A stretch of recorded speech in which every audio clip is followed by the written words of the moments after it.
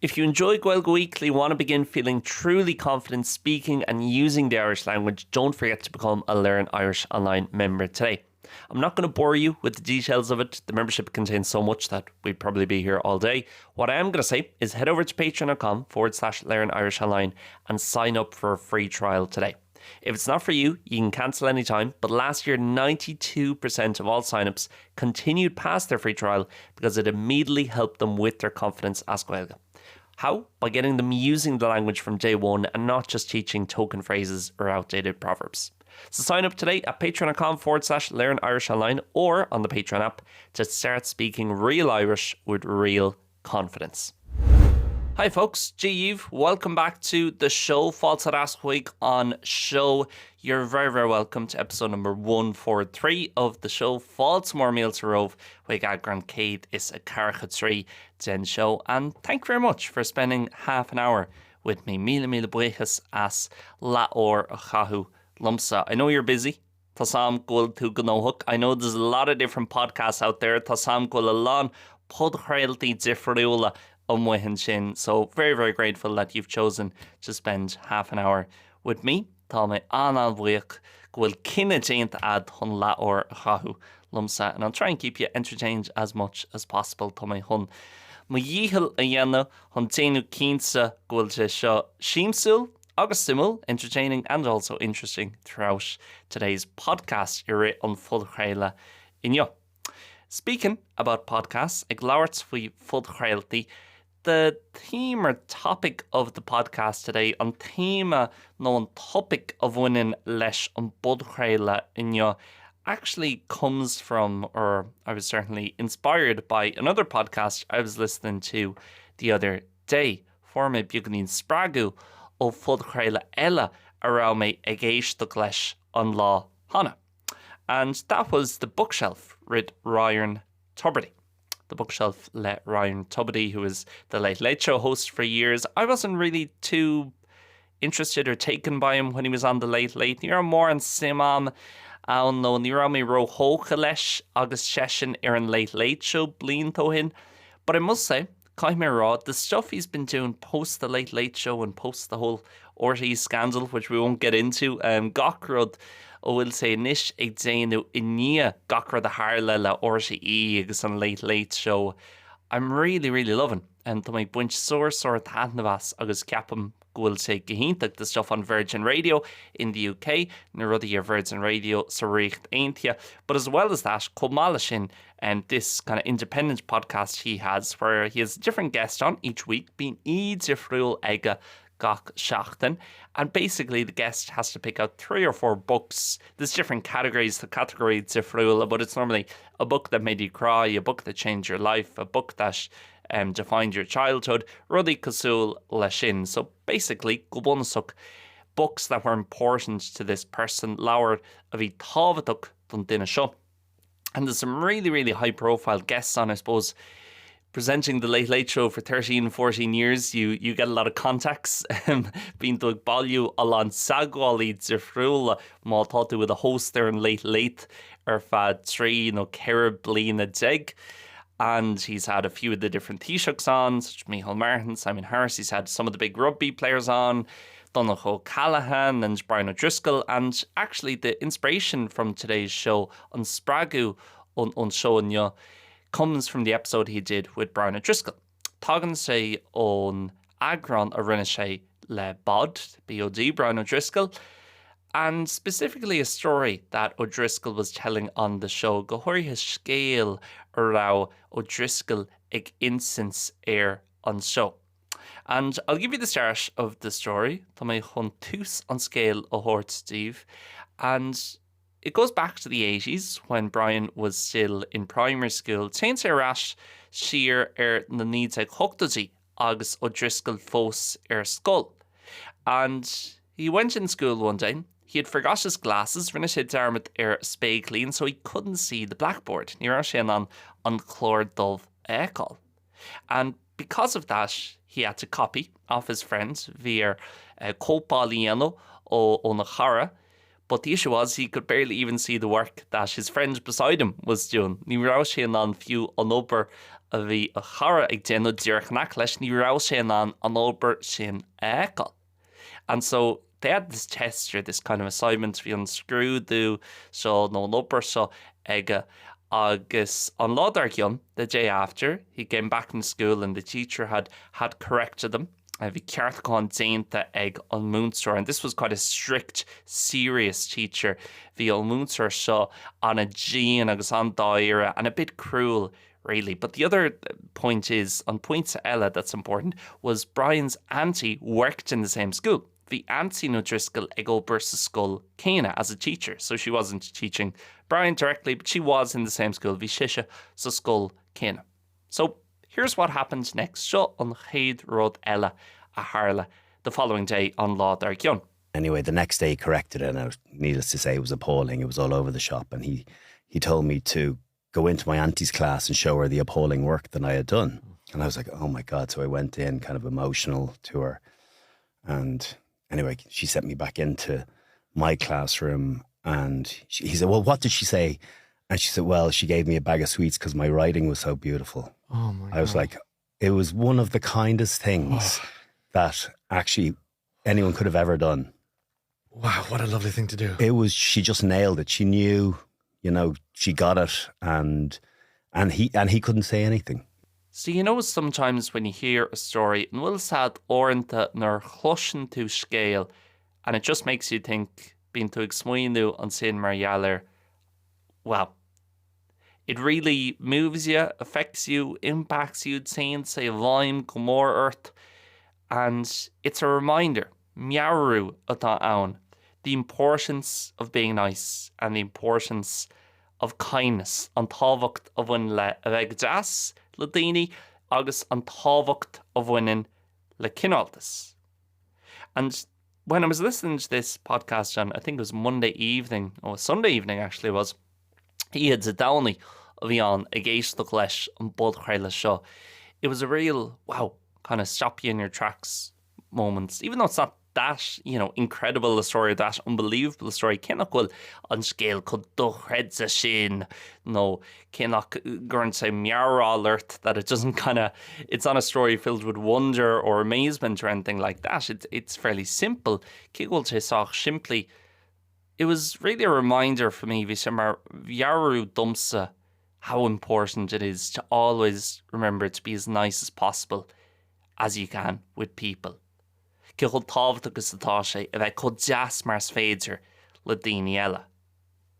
I think, definitely I only speak for myself, I don't want to speak for other people, ní mé géirí labhairt ar son chuoine eile. But for me, dumsa, I find one thing is sometimes I can end up living so fast, or anta bí mé ag martal nó déanú gachrod chomh tápaí sin, that it's easy to lose sight of what's important. Tá sé éascail chun dearmad dhéanú ar cad atá tábhachtach. And to be caught up with, for me, it might be my work and my business, beidir mo chuid zibra agus mo chólacht, and what different people might think about different things. Beidir cén rud bhfuil daoine de friúil ag smaoinmh faoi rudaí de friúla, where I'm trying to get to in my future. Cén láts bhfuil mé géirí streacu ar, agus ma haucaí is chuile rud eile and everything else. That a story like that, scéal cosúla sin, really just reminds you, chun sé gluimh na dits, the importance of how you treat other people. Ceol tábhacht agus tá sé constatú le daoine eile. One of the things that really fascinated me about the story, rud amháin bhí fear simúl dumsa maidir leis an scéal, was thinking that this interview was done in the last 6 months between Tubridy and O'Driscoll. So rinne an aglah seo idir Tubridy agus O'Driscoll beidir séhí ó hin, nó le séhí anús. And that story he talks about, I mean, that happened in the late 1980s. Harla sé sin ag deireadh na níte chochtaí. But still, even though Brian's auntie is now passed away, cé go bhfuil ansín Brian anis imithe ar chlí na fíorna, even though it's 40 years on from the event itself, cé go bhfuil caracha bliain anis imithe on scéal agus on ócáid é hain, that still has such a profound impact on them. Fós téanta sin if I'm come more air. And him now, whatever, probably 45 or close to 50 years of age. And is tá sé sin hart ar carcha chuig nó beidir beag nach chuige.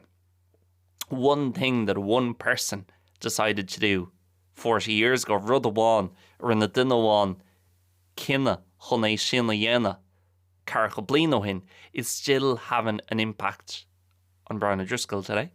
And to everybody, I'm sure, who heard that story on the podcast, paid duine a chúla nó a déis leis an scéal sin ar an bud chréile.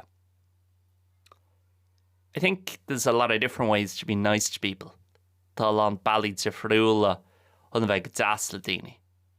You know, often it's not as simple as just talk to everyone and give everyone a load of compliments and be really positive a bheith an dearfach agus a bheith an a deas le gach duine I meallach anáis extroverted and out there and at risk of possibly offending some of the American listeners in a more American way. And I don't mean that in a bad way, limne gorá inrod mar sin in rock but the really positive and high energy and extroverted way of doing it.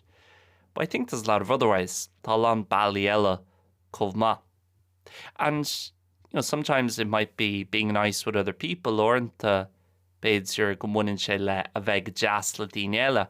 But sometimes as well, it'll have to do with being nice to children, as we heard in the story there, a bheith deas le páistí, and hopefully instilling something in them and giving them something, a thoughts rud ag an dóibh that might stick with them going forward. Beidir go bhhainann sé lo ag bugadh rai, agus ag leanúint rai.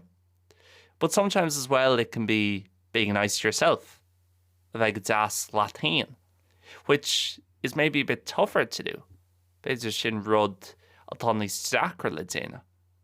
Because let's say if a friend is talking to me and they're saying I'm struggling with X, Y, and Z, má tá cara go leabhart slumsa agus tá si dúr go tá méid stracailt le X, Y, Z, or, you know, they might not even be struggling with something.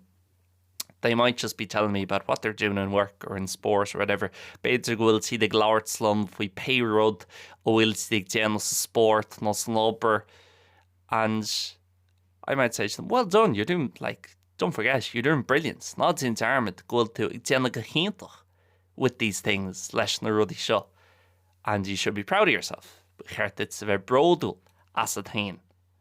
And, you know, don't forget to take a break, not in armid on susa hógáil.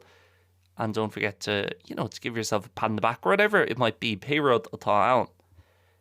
But sometimes with ourselves, within a hain, it's more difficult, tá sé níos deacra, because we don't see ourselves from the kind of outside perspective. Ní bhíonn an léargas sin agin ó chomh mu. Being able to look at the situation and say, well, this is what's going right, this is what's going wrong, this is the advice the person needs. So na rudí tá ag dul go maith, so na rudí nachhfuil ag dul go maith, agus seo an chóirla atá ag tastal ón ghuine seo. With ourselves, sometimes I definitely find I'm quite hard on myself. Tá mise socht zín agus crua hain sometimes, but some things. And probably don't give myself the same advice that I would give to someone else. I'm probably not as nice to myself as it could be. Or into níl me chud deas lom hain mar bucheartdom a bheith. And that's okay as well. You know, there's nothing wrong with that. Níl aon rud mícheart le sin. But I think it's important to remember it's not just about saying hi to someone in the shop or being a bit more smiley. There's a lot, it's complex, and there's a lot of different ways. Tá an bailí de friúla a bheith cinálta le daoine. There's a phrase I often hear at home in Ireland, tá frása a chosim gminnic nar bhín mé arás in éireann, and it's around the lines of he or she or they were very good to me. You know, oh, they were very good to me when I was growing up. Bhí siad san an the wags, on the deas lumsa, agus mis ag fásta níos. Oh, that person was very good to me when, you know, my father or my mother maybe passed away, beidir nar hui mo bháthair na máthair ar chlí na fíorna, bhí an duine sin an a bhá lumsa. Or they were very good with me when I didn't pass my exams, or bhí siad san an a bhá lumsa, nor airí lum nó chuid scrúdaithe a dhéanamh agus a chréichnú. And I think the reason I like it so much, ceapam an chúis a níon sa sin chomh mór lum, is because that again, it's similar to the O'Driscoll story. Tá sé ag súil leis an scéal a bhí ag O'Driscoll that might just be one or two things. And again, there could be small things, but it's a ruddy beaga that somebody did for you or in a duine éigin that's years ago, bliantó hin.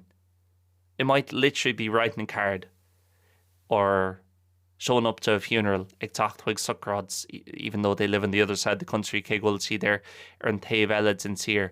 It might have been giving you a call when they knew you needed a call and no one else was calling. Beidir duine éigin na chur gléachart agus bhí is acu go raibh sé sin ag tastáit. It could be whatever. Péród bheith, and I'm not talking about someone buying you a house or giving you a load of money or something that on paper is big, rud éigin ar fápar atá an a war. But more so the small things, but the things that often mean the most. Na rudí beagach, na rudí atá actually níos tábhairtí. Agus tá siad níos mó ar chlí. In a way, they're kind of bigger. And thinking about that line, oh, they were very good to me, or he was very good to me whenever, or a few years ago, cúpla bliain ó hin, bhí siad san an a bhá, no sesin, no sisha, an a bhá lumsa. I think the important thing is with that, is when you're older, you look back, and again, like O'Driscoll, it might be looking back in your childhood, beidir cosúla O'Driscoll, by say, ag féach an tír ar na bhí tú a the fáiste, and realising it, ag tuairt fí deara, that someone was good to you, and someone was nice to you, go out duine éigin, go má leat. And especially with stuff, I guess, when you're a child, cóiríoll a rudí, nuair atá tú i the fáiste, it's only years after you really appreciate it. Ní bhíonn seach na blianta ina dhé sin a thugann tú faoi deara. There'll be a lot of parents listening to this by tishmóirí go leisceil ag éisteach le seo, maybe especially new parents who, have only been parents for a few years. Tishmóirí nua agus níl sibh iwwer tishmóirí le cúpla bliain anuas. And one of the things people often say is they realise and they become more grateful for their own parents, being siad fiú níos buíoch as a tishmóirí hain. Because they realise, wow, geez, my parents had to give up so much or had to put their life on hold just to make sure we were okay. Bhí ar ma hismór hain gachrod chur ar cheall agus gachrod a stop a chur le gachrod chun déanú cínsa to make sure that, we had a good life gur saol ma aginne. And sometimes it's only when you become a parent yourself, you realise that. Beidir being said just nuair tá tusa I the hismór tú hain a thugann tú faoi deara. That it's like that, gohfuil sé mar sin. If you're listening to the podcast on Spotify or Apple Podcasts or anywhere outside of Patreon, aon áit tíomhan muid Patreon, you'll be hearing an ad right now.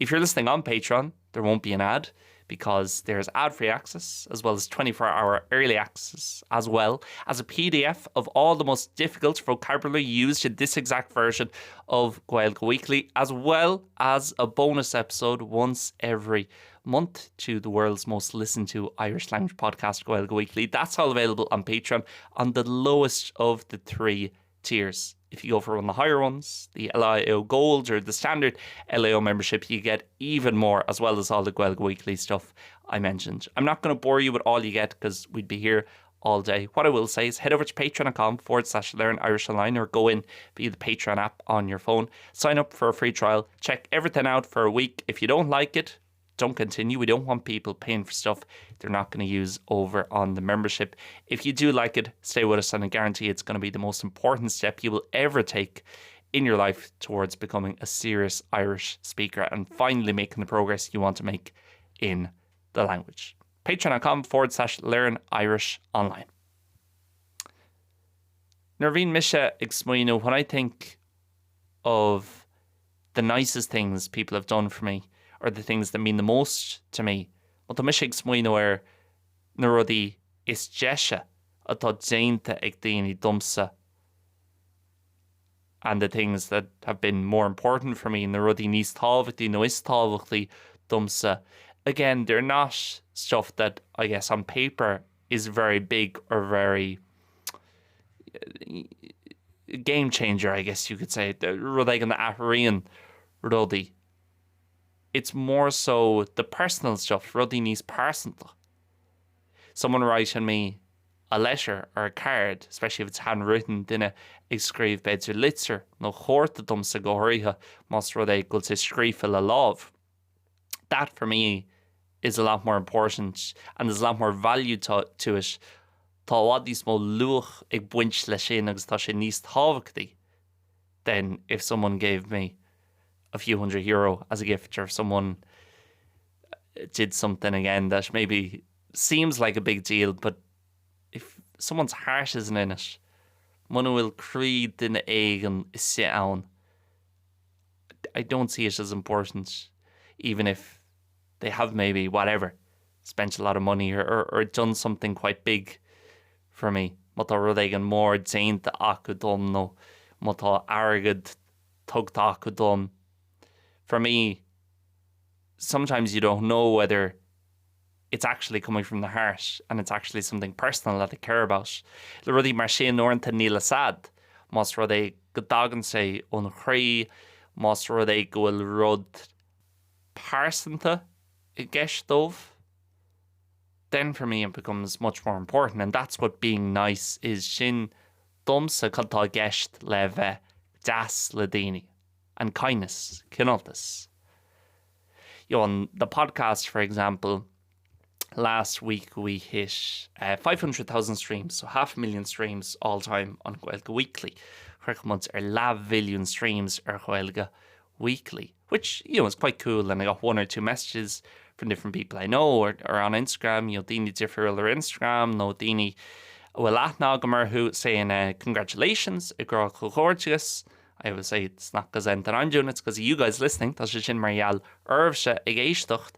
But to me, someone saying congratulations on 500,000 streams, as nice as it is, and I'm grateful for it, tá mé buíoch as agus tá sé deas, of course, ar knowing that someone took the time. For me, what it means a lot more, rud éigean atá bhád níos tábhachtaí, is when somebody writes me an email and says, I've been listening to the podcast for 2 or 3 years, or 2 weeks, doesn't matter. Seachtain, Govlín. My Irish is really improving and I really appreciate you doing it. That's what means something to me. Sin rud atá tábhachtach domsa, because that's actually someone's life being affected or someone's life being improved in some very small way. Sail chuine éigean ag dul bheabhas, or someone achieving something they wanted to achieve duine éigean ag buint rud éigean amach ará siad ag éirí buint amach. Now, I only have a very, very, very small role in that. Ní like role an a bheag agamsa is sin. But it's still super nice and somebody's taken out the time to write an email, not just give a like or send a message about some number or some milestone or whatever, which again is all fine. That's just in tau. But for me, the more personal stuff, I always think is way nicer. Somebody gave me a handwritten card a few weeks ago. Hug den éigean córta scríofa le lámh cúpla seachtain hin, and that for me means a whole lot more than any other presents. Bíonn sa sin mar rud éigean ó bhád níos tábhachtí domsa ná aon runtanas eile. And the way that kindness can be paid forward as well, an chuí a leanan cineáltas ará. That the amount of times Brian O'Driscoll, for example, to go back to the story, chun fileráis ar an scéal, on maids orintha, the amount of times in his life in a hail hain that Brian O'Driscoll's probably done something, whether it be for younger people or looking out for someone or making a bit of a statement, ag done a ráis éigean, to be kind to somebody else, to help somebody else, chun bheith deas le daoine, chun rud éigean a dhéana do chuine eile because of what his auntie did for him 40 years ago. Mar gheall ar an rud ar rinne antín hain, dó hain carcha bliain ó hin. So the way that even though she's not around, even though she's gone, ci bhfuil siise imithe that one action or that one thing that she did in that school 40 years ago, and rud amháin ar rinne siise sa scoil sin carcha bliain ó hin, it still kind of lives on today. through maybe the actual kindness that O'Driscoll will give to somebody else, a hug on O'Driscoll, the chun ella, or that anybody such as myself listening to that podcast might keep on going, or you guys listening to this and so on. Agus mar sin, and I just think at a time in the world where there's so much need to be right, that daoine chomh desperate sin chun ceart acu, and things are black and white, tá si dubh agus bán, and you're right or you're wrong, you're with me or you're not, and everything's so political, the call politsúil, and everything becomes so nasty and taboo at times. I think it's so important just to get back to basics sometimes, on filler rasher and the ruddy bunsacha, and just to be kind to people in whatever way that is. Pay valach at home, because for every single person, the gach, chunna, and muin sin out there, it will be different by Sidya Fruil. But to get back to that, being nice to young people, keeping an eye out for people, just being a bit more positive sometimes, let bygones be bygones, turn the other cheek, whatever. Ein rud, whatever cliche you want to use, pig cliche, ultugiri, ulsads of winchas. I think that can solve so many of the problems in the world. Maybe it's a bit naive, but I don't know, I'll leave that up to other people. But I definitely think a lot of the problems in the world aren't solved by peace treaties or people writing 100-page documents about X, Y, or Z. They're achieved by people being more understanding and nicer to each other. Nís deise le na chéile. Agus people listening to each other. Daoine géisteacht le chuoine eile. And it's not easy, níl sé éasca. I definitely find it difficult. You know, you've had a long day at work, beidir lá fad ag an obair, and you're stressed out, tá strasart. I can't imagine for parents, again, going back to parents, how tough it must be. Kickled Zachary atá sé, you've got barely any sleep before, because little Johnny's been crying all night. It's only bheoch ag coinú an ihe ar fad. And you're going into work, and this person's telling you this, and this person's telling you this, and there's redundancies going around because of the AI, and it's tough. Plus Zachary. But as far as possible, go fades féidir to be nice and to be respectful and to be mannerly as well, which is one thing I haven't mentioned, basic, polite with people, and to teach that to younger people, especially on Shinwuna, the Hoini, Nisoga, Kubma. I think it can make such a difference in the world. Captain Gulsishin in on Different Ulwar a Yeno team plan down. So yeah, and like Brian O'Driscoll's auntie that day at the end of the 80s, because we'll seen Brian O'Driscoll an lá sinnig there in the hugtagy. You never know the lesson it could teach someone and how big an effect it could have. Little sad kick of more satan sunker of aige sin or hail chune ganella on someone else's life, and going forward even years and years after the fact.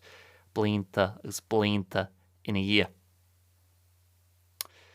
So yeah, we'll finish it there. Thomas Creech a chur lesh on Bud Chraila New. Big shout out to The Bookshelf with Ryan Tuberty. Really good podcast. Loads of great guests on there. I'd really recommend it, especially if you're interested in books. Coria Montasimad Loward Sifrula. And honestly, give Tuberty a chance. I didn't really like when the late either. You're Mishimar fan more to Tuberty or in late. But I must say I much prefer him in this, and he's actually got a really lovely personality. Person tucked on a jazz ag ceapam hain. So we'll bring an end to this podcast this week. Thomas Creech no slop a chur lesh on Bud Chraila an tacht and seo míle buchas as tune lot lestrach. A big thank you for tuning in, and looking forward to again chatting to you next week. Tá meg súl go mór hána féin le bheith leabhar slat an tacht and seo hugan. Don't forget to sign up for your free trial over on the Learn Irish Online membership. Erin Malliart, Learn Irish Online. It's patreon.com/Learn Irish Online. That's patreon.com/Learn Irish Online, or on the app. Patreon's going to be the biggest step you ever take towards finding serious confidence in speaking and understanding Irish comfortably by Shimmer on Chaim Ismo a hochi to ida hail modula a bheith muinach ag lauert agus ag tishkins na Gaeilge. Okay folks, chat to you next week by my Glowert Slave on Tacht and Shogun. Goodbye and God bless. Slán agus Bannacht.